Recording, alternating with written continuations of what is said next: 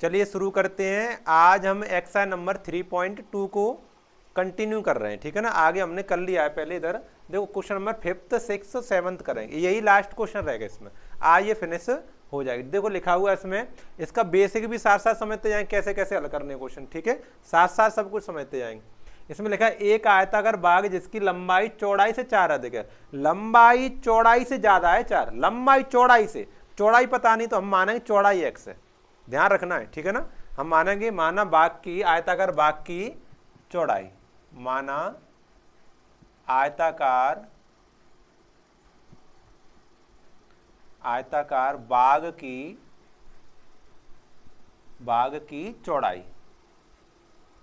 चौड़ाई यानी b, breath, ठीक है, वो क्या मानेंगे x, क्या मानेंगे x, ठीक है ना, x मीटर।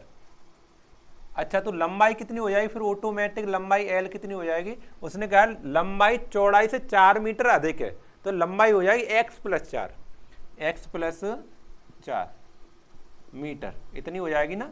अब आगे पढ़ो। यदि इसका अर्ध परिमाप 36 हो, अर्ध परिमाप यानी आधा परिमाप, मैं बना के दिखाऊंगा आपको। देखो अगर मैं आयताकार बाग में इस तरह से बना लूंगा तो ये परिमाप क्या है, इसकी मेड़ पे ऐसे चला जाए, ऐसे करके ऐसे, तो ये परिमाप, ये पूरा परिमाप हो गया, पूरा हो गया परिमाप। अगर मैं आधा चलना है तो यहाँ से ऐसे जाऊँ, बस आधा, इतना, तो आधा परिमाप हो जाए। तो इसका बाग का अर्ध परिमाप दिया है, बाग का अर्ध परिमाप बराबर कितना दिया, 36 मीटर, ठीक है ना। अच्छा देखो अब मैं आपको बताऊं कि अगर हमें आधा परिमाप दिया है 36, तो उसका इधर फॉर्मूला लगा लो, एक तरफ फॉर्मूला, एक तरफ उसकी दी गई वैल्यू, तभी आंसर जल्दी आता है, ठीक है। तो अर्ध परिमाप, पूरा परिमाप होता है 2 ब्रैकेट ऑफ l + b, मतलब 2 ब्रैकेट और लंबाई प्लस चौड़ाई, ये पूरा परिमाप होता है। इसमें 2 से भाग कर दूंगा तो आधा परिमाप हो जाएगा, बात clear. 2 bracket of l + b होता है, वो पूरा परिमाप होता है, उसमें 2 से भाग कर लूंगा तो आधा हो जाएगा। या फिर ऐसे समझो, ये लंबाई फिर चौड़ाई, फिर लंबाई फिर चौड़ाई, तो लंबाई और चौड़ाई ले लो, बस आधा परिमाप हो गया। वही इसमें आ जाएगा, देखो 2 से 2 कट जाए तो लंबाई चौड़ाई रह जाएगा, इधर 36 लिखा है, 2 से 2 देखो हट गया तो क्या रह गया, लंबाई प्लस चौड़ाई रह गया ना। तो वही मैं बता रहा था आपको, ठीक है। अच्छा अब लंबाई का मान लिखो x + 4, यहाँ पर लिखेंगे x + 4 प्लस चौड़ाई लिखो bx बराबर 36। x और x कितने हो जाए, 2x हो गया, 4 इधर धन का है उधर जाएगा अचर संख्या के पास में, तो 36 में से घट जाएगा, 36 - का 4, तो यानी 2x बराबर कितना बचा, 32। 36 में से 4 गया, 32 बचा ना, है ना। अब 2 का गुणा हो रहा है तो भाग कर देंगे, इसमें 2 का क्या कर दें, भाग कर दें, तो x बराबर 32/2, 2 से भाग करो तो x बराबर 16, x बराबर कितना आ गया, ये 16 आ गया, ठीक है। x का मान आ गया, हमने क्या माना था, बाग की चौड़ाई माना था, बाग की चौड़ाई को हमने माना था x, यानी 4 कितना, 16 मीटर आ गया बाग की चौड़ाई, ठीक है। अब हम बाग की लंबाई ज्ञात करना चाहते हैं, तो क्या लिखेंगे, देखो हमारा x तो चौड़ाई थी तो वो तो 16 आ गई, और x + 4 यानी 4 ज्यादा थी लंबाई, तो 16 + 4 यानी 20 मीटर हमारा क्या आ जाएगा, लंबाई आ जाएगी, ठीक है। यही दोनों पूछी थी, इसकी विमाएं ज्ञात करो, बाग की विमाएं यानी लंबाई और चौड़ाई ज्ञात करो। ये समझ आ गया क्वेश्चन में 5th। चलो अब आगे बढ़ते हैं 6 पर, हटाते हैं इसे।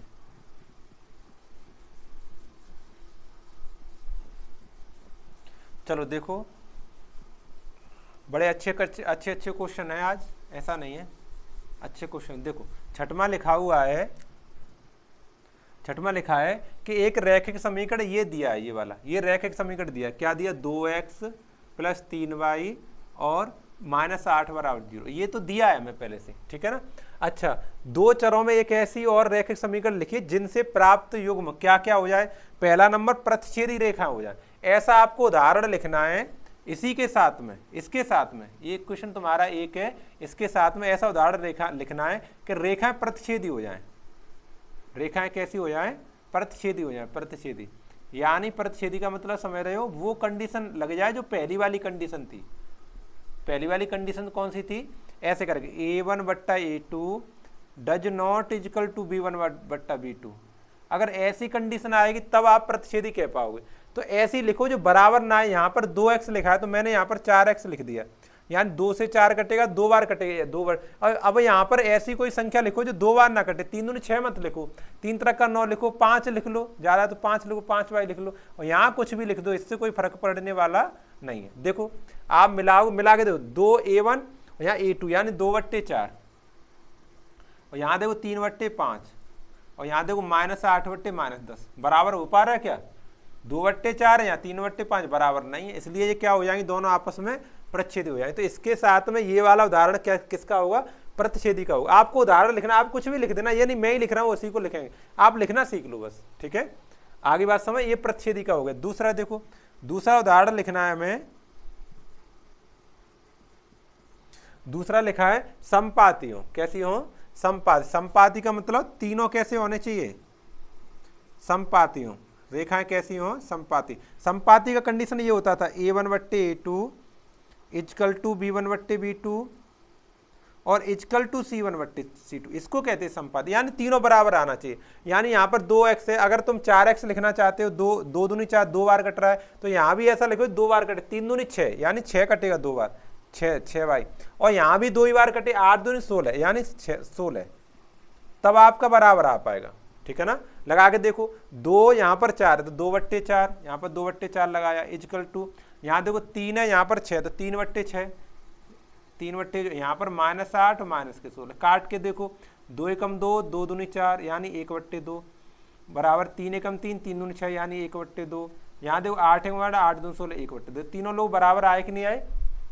तो इस वाली रेखा जो दी गई रेखा है उसके साथ में ये वाला समीकरण किसके रूप में होगा? संपाति रेखाओं के रूप में होगा, ठीक है ना। संपाति समझ में आ गया? अच्छा चलो देखो, अब देखें समांतर है, 2 बार संपाति लिखा है तो 1 बार समांतर होगा इसमें। अब मुझे ध्यान नहीं कौन सा समांतर है, चलो मैं इसको समांतर कर दे रहा हूँ, ठीक है। आप आगे पीछे कर लेना, अगर हो सकता है बीच में समांतर लिखा हो, मैंने देख के लिख लिया। अब मेरे पास पुस्तक नहीं है यहाँ पर देखो, ये वाला ये संपाति लिखा है मेरा, यहाँ पर समांतर लिखा है। हो सकता है पुस्तक में यहाँ पर समांतर लिखा हो, यहाँ पर संपाति लिखा हो, तो आगे पीछे कर लेना, कोई नहीं, मैं बता दे रहा हूँ, ठीक है, कैसे करना है। चलो हो गया, 2 बार संपाति लिख गया, देखो पेस्ट हो गया है। देखो अब देखेंगे थर्ड नंबर, समांतर हो। ऐसा लिखना है आपको कि इसके साथ में उसका समीकरण कैसा हो? समांतर हो। समांतर वाली कंडीशन क्या होती है? a1/a2 इजकल टू b1/b2 और does not is equal to c1/c2। मतलब बाद वाला बराबर नहीं होना चाहिए। ये देखो इसमें तीनों बराबर थे, तो 2 तो काम कर रहे हैं, 2 तो बराबर है, तो 2 को तो मैं ऐसा ही लिख ले रहा हूँ, 4x + 6y तो ऐसा लिख ले, लेकिन ये बराबर नहीं होना चाहिए। 16 मत लिखो, बस 16 की जगह कुछ और करो, 20 कर दे रहा हूँ मैं। क्या कर दे रहा हूँ? 20 लो।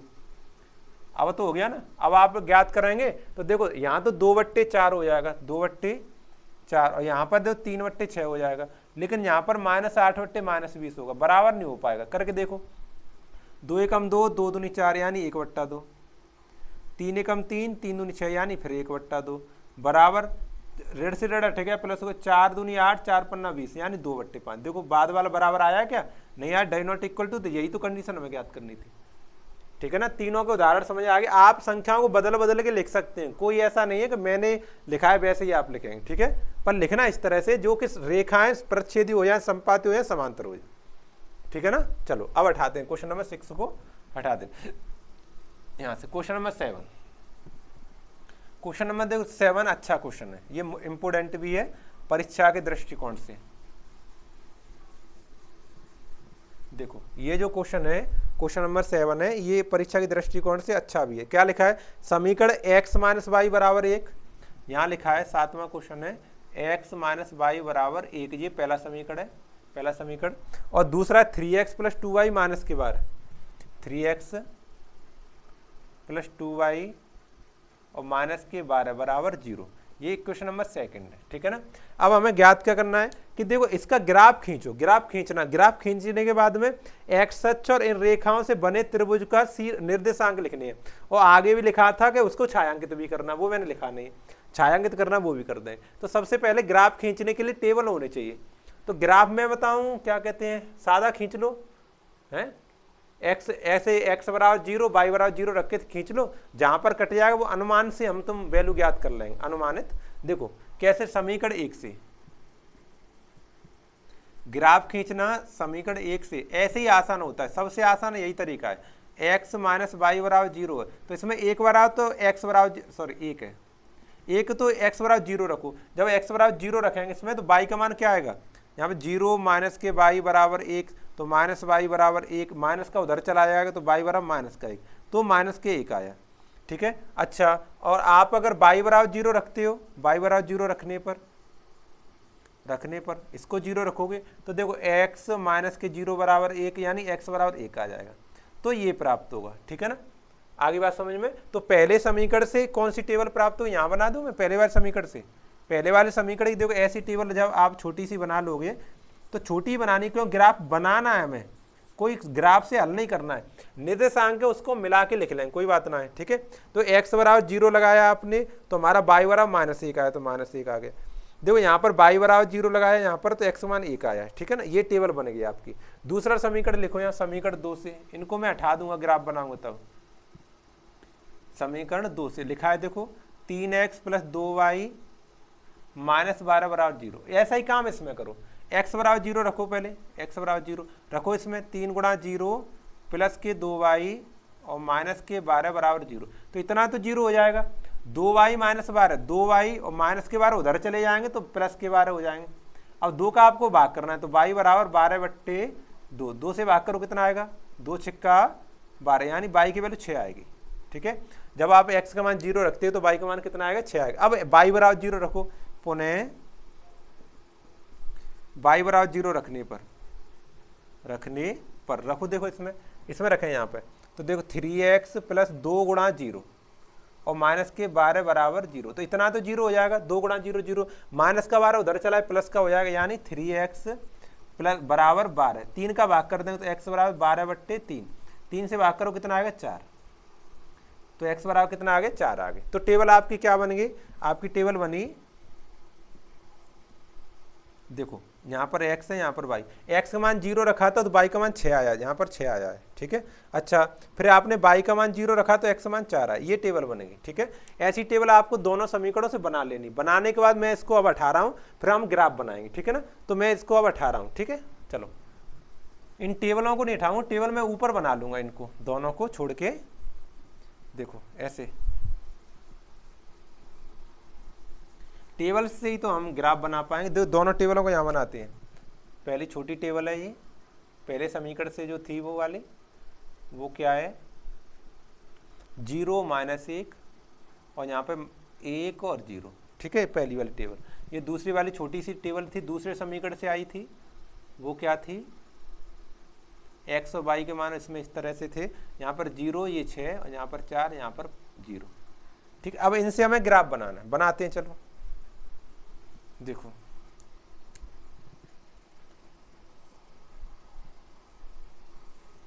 जो यहाँ पर हमारा 0, यहाँ पर क्या है 0, तो यहाँ पर क्या आएगा 1, फिर 2, फिर 3, फिर 4, फिर 5, फिर 6, फिर 7, लगभग ऐसे आएगा। ये x अच्छी है ना। इधर देखो ऋण वाली, देखो ऋण वाली ज़्यादा बड़ी संख्या है नहीं वैसे, -1, -2, -3, -4, -5, -6। ठीक है, चलो ऊपर देखो धन की संख्या, धन की संख्या देखेंगे, देखो 1, 2, 3, 4, 5, 6, बहुत है। ठीक है, इधर देखो -1, -2, -3, -4, आगे भी आप लिख लेना, ज़्यादा की जरूरत है नहीं है। यहाँ भी 7 हटा दे रहा हूँ लोग, केवल 6 तक कर लिया है। ठीक है, देखो x अक्ष की धन दिशा, ये y अक्ष की धन दिशा, ये x अक्ष की ऋण दिशा और ये y अक्ष की ऋण दिशा। ठीक है, चलो अब बनाते हैं। देखो पहला है हमारा बिंदु 0, -1, 0, -1, 0 तो ये है और -1 ये वाला, देखो ये। ठीक है ना, आगे देखो 1, 0, तो y पर 0, ये 1 है, x पर 1 है और यहाँ पर 0, ये पॉइंट आया। ये तो भाई और भी बनाने पड़ेंगे क्या हमें, गलत नोट हो गया हमसे। चलो देखते हैं, दूसरा बनाते हैं। 0, 6, देखो 0 तो ये 6 हमारा y पर 6 ये है। ठीक है ना, अच्छा अब आगे देखो, आगे हमारा है 4, 0, 4 तो ये है और यहाँ पर 0, ये तो सही आई है, ये सही है। इसको अगर हम मिलाएं इस तरह से, हम इसको मिलाएंगे 4 को 6 को इस तरह से। स्केल होता है तो बड़ा अच्छा बनता है ना, क्योंकि इतनी लंबी लाइन खींचना भाई अपने बस की तो है नहीं वैसे। चलो फिर भी ये खींच दी हमने, ठीक है, लगभग खिंच गई, ठीक है। ये पॉइंट हमारा 4,0, नाम दे दे रहा हूँ इसका P पॉइंट 4,0, इसको दे दे रहा हूँ मैं Q पॉइंट, Q है यहाँ पर 0,6। बस ये लफड़ा में पड़ गया है, ये x माइनस वाई बराबर एक ही है। मुझे लिखने में मुझे यहाँ से भूल हो गई, शायद ये भी भूल हो गई हो। ऐसे तो नहीं था, जब हम ऐसे लगाएंगे तो x बराबर 1, जब 0 लगाएंगे तो y का मान -1 आएगा। यहाँ पर प्लस हो, शायद प्लस होगा तो क्या होगा, फिर प्लस होगा तो y है, तो y का मान -1 आया, और y बराबर 0 लगाएं तो x बराबर फिर -1 आया। यहाँ पर -1 होगा, -1 नहीं, यहाँ +1 है मान लिया, तो उधर जाएगा माइनस का हो जाएगा, तो y बराबर 1 हो गया, और y बराबर 0 लगा देंगे तो x बराबर -1 हो गया। अब लगा के देखें, यहाँ प्लस का 1 लगाएं और यहाँ पे x बराबर माइनस का 1 लगाएं। अब देखो हो देखो कहाँ है, 0,1 0 और 1, ये वाला बहुत बढ़िया, 0,-1 0 और -1। अब सही है, अब सही है। आप इस ग्राफ को ये समीकरण को सही कर लो, आप देख लेना पुस्तक में, भले ही देख लेना, मेरा अनुमान 100% सही जाएगा। ऐसे समीकरण होगा, मुझसे लिखने में हो गया है, बोर्ड पे लिखता हूँ जल्दी में तो इधर उधर थोड़ा हो जाता है, ठीक है ना। अब ये सही हो गया, आप मिला लेना। अगर ये इधर उधर हुआ तो मैं दोबारा करा दूंगा इस क्वेश्चन को, अगर नहीं हुआ ऐसा हुआ तो कोई बात नहीं, तो फिर आप वैल्यू लगा लेना जो मैंने ज्ञात कर दी, मैंने अभी ज्ञात किया था ना, उन्हीं को जो मैंने मिटा दिया ना उसी को सही कर देता। तो देखो अब इसको हम जब मिलाते हुए खींच देंगे इस तरह से जब हम खींचेंगे इस तरह से तो ये ऐसे कटान बिंदु होगा। तो लगभग मेरे ख्याल से ये 3 पर कटेगा, ये यहाँ पर, और इधर से 2 पर कटेगा, ठीक है ना। यानी ये वाला जो बिंदु होगा वो x पर तो 2 पर कटेगा, इसका नाम लिख दे रहा हूँ, कोई C पॉइंट लिख दे रहा हूँ। यहाँ पर x पर 2 पर कटेगा और y पर 3 पर कटेगा, ठीक है ना। यहाँ पर y पर 3 पर कटेगा, x पर, हाँ सही है, तो ठीक है ना, ये बिंदु हो जाएगा। अच्छा अब ये वाला बिंदु कौन सा होगा, ये बिंदु हमारा x पर तो 0 है और y पर -1 है, ठीक है। ये बिंदु में नाम A दे रहा हूँ और ये Q है ये, ठीक है। अब इसमें इस तरह से हो गया ना, बन गया। तो आपको करना है कि इस त्रिभुज से बने शीर्षांक x अक्ष पर कौन बना है भाई, x अक्ष और रेखाओं से बने त्रिभुजों के शीर्षों के निर्देशांक ज्ञात करो। x अक्ष देखो ये वाला x अक्ष ये वाला है, तो ये वाला आपको, ये वाला पॉइंट भले ही मत लिखो, तो ये वाला लिखो, ये, क्योंकि हमें x अक्ष वाला लिखना है ना, तो ये वाला है। यहाँ पर x पर तो -1 है और ये 0 है, तो ये हमारा x अक्ष पर है, इसको आप रंग सकते हैं ऐसे। y अक्ष पर नहीं पूछा, x पर पूछा है, तो a के निर्देशांक बताने, p के निर्देशांक बताने और c के बताने। यानी त्रिभुज ABC, त्रिभुज क्या बना है ABC के निर्देशांक ABC के निर्देशांक क्या क्या आए देखो। एक तो हमारा -1,0 आया है, दूसरा हमारा 4,0 आया है, तीसरा हमारा 2,3 आया है, ठीक है ना। ऐसे ये 3 निर्देशांक हो, और रंगने के लिए कहा था छायांकित करने के लिए, तो मैंने छायांकित भी कर दिया। इस तरह से हो गया। देखो अगर इसमें कुछ गड़बड़ हुआ तो मैं दोबारा करा दूंगा, अगर ऐसे ही हो गया तो नहीं कराऊंगा मैं, क्योंकि हो सकता है मुझसे लिखने में भूल हो गई हो। यहाँ पे प्लस का 1 करके तब हल करेंगे, ठीक है।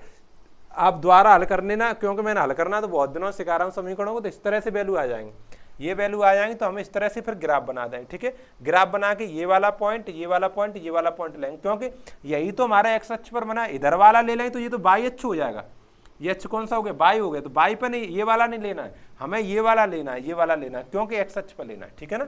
आगे बात समझ, तो आप इसे अब स्क्रीनशॉट ले लेंगे और नोट कर लेंगे। यही आपकी 3.2 एक्सरसाइज फिनिश होती है।